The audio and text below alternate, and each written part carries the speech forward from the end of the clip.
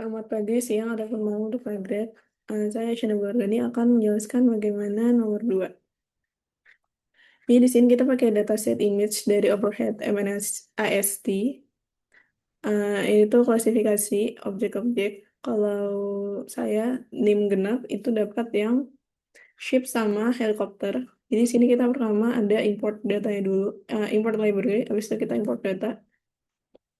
Kita load datanya, kemudian di sini kita langsung lihat information dari datanya, ada berapa shape-nya gimana. Ini di awal masih semuanya 10 kelas total. Ini summary-nya, trainingnya ada kurang lebih 68.000 dengan number of classes yaitu 10 dan testingnya ada 8.500-an.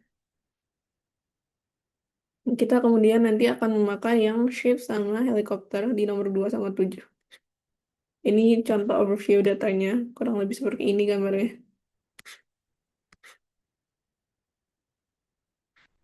Lanjut ke data preprocessing, ini kita cuma filter target classes kita aja. Jadi kita 2 sama 7, kita ambil 2 sama 7.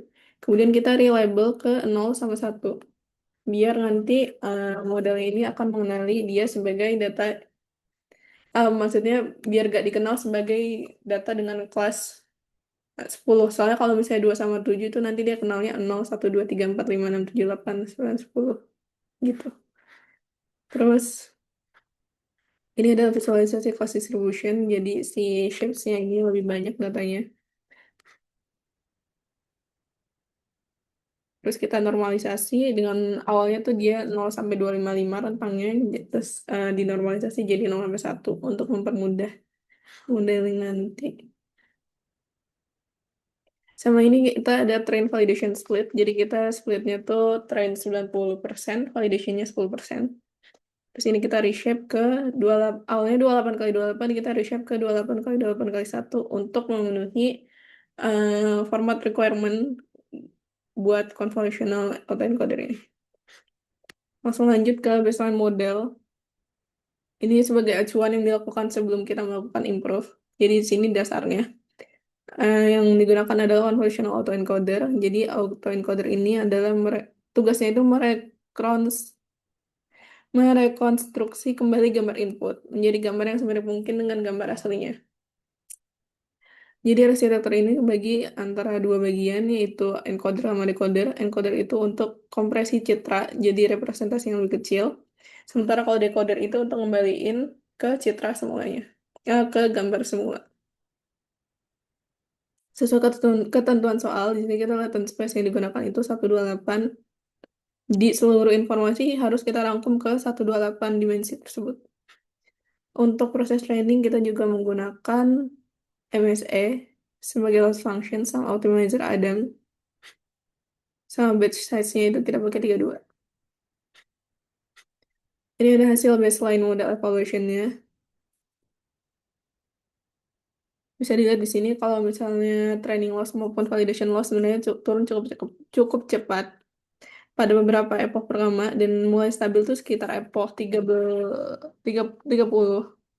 Jadi nilai training loss di sini tuh sekitar 0,028, sedangkan validation loss-nya itu 0,030. Sehingga selisih keduanya tuh cukup kecil. Jadi ini nunjukin bahwa model tuh sebenarnya udah belajar dengan baik, tapi belum mengalami overfitting.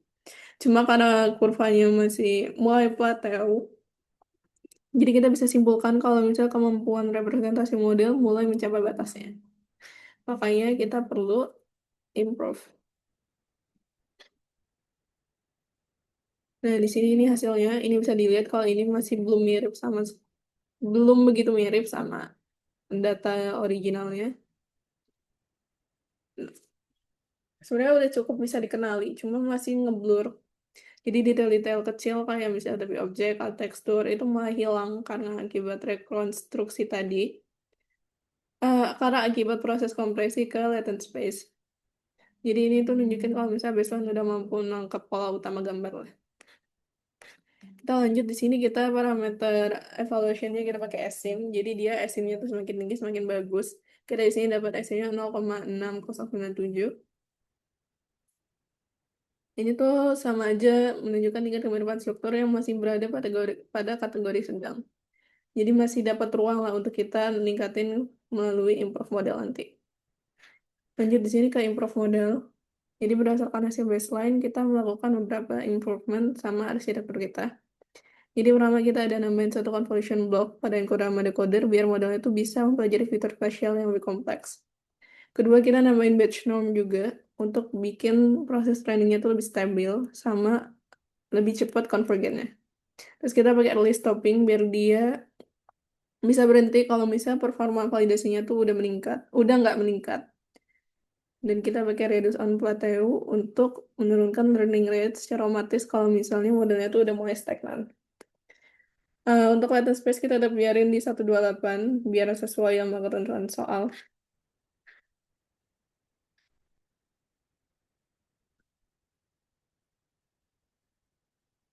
Ini ada training history-nya. Jadi kurva trainingnya itu bisa lebih stabil dan loss itu bisa berhasil turun lebih rendah dibandingkan baseline. Pada hasil rekonstruksi ini juga bisa terlihat bahwa bentuk objek menjadi lebih jelas. Yang ini. Lebih jelas, lebih kelihatan bentuknya gimana. Sama kayak yang tadi. Cuma bedanya yang tadi kan ngeblur. Kalau ini tuh udah lumayan nggak ngeblur. Karena dia hal itu nunjukin kalau misalnya batch norm ataupun perubahan-perubahan yang tadi kita putusin buat kita tambahin, itu berhasil meningkatkan kemampuan untuk ekstraksi fitur. Di sini dia asimnya itu dapat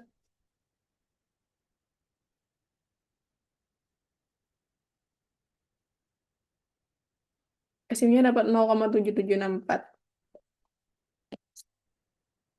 Jadi lebih tinggi dari yang tadi 0,6 sekian.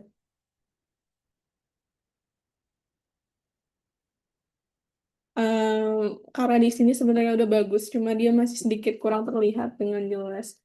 Masih kurang sedikit kurang sesuai sama gambar asli. Kita nyoba untuk untuk nambah improve lagi ke modelnya. Cuma kita di sini biar gak override, kita bikin lagi improve 2 di sini nyebutnya.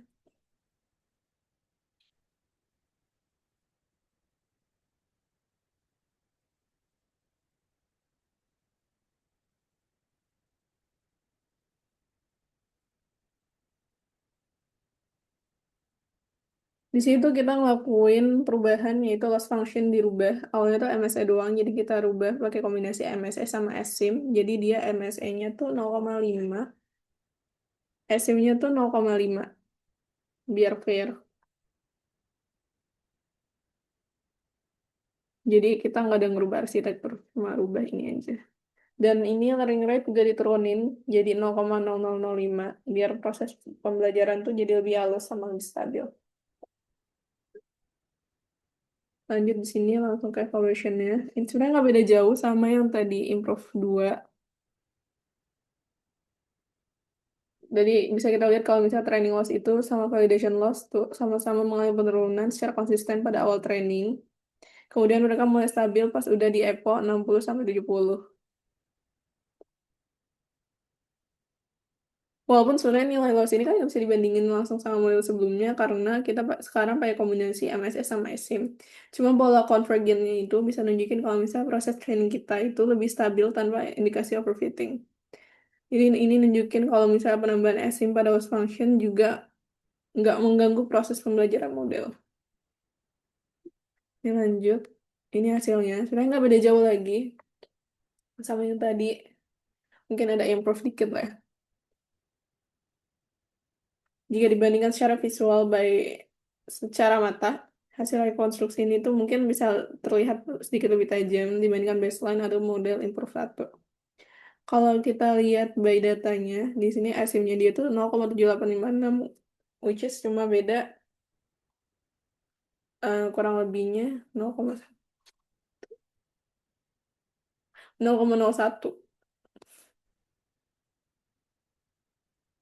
an 0,01an dari improve 2. Cuma kalau dari baseline model dia lumayan banyak perubahannya. Oke. Jadi tadi baseline asim kan ngasilin 0,6-an. Terus setelah habis kita lakuin penambahan misalnya convolutional block batch norm, habis itu early stopping, sama reduce, sama kita di itu kan di improve 1 nilainya kan jadi 0,7764. Selanjutnya di improve model 2 itu kita ngelakuin perubahan di loss function jadi MSC plus SIM, sama learning rate-nya kita turunin jadi 0,0005. Jadi hasilnya itu min SIM kembali meningkat ke 0,7856. Jadi atau sekitar 28,9% dari baseline-nya.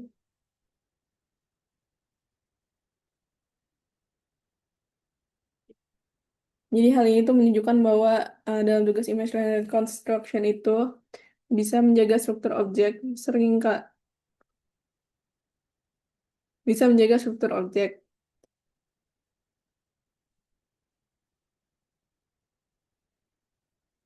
Hal-hal ini tuh mungkin bisa dipergunakan pada beberapa bidang, misalnya citra satelit, penginderaan jauh, atau kita kompresi citra medis.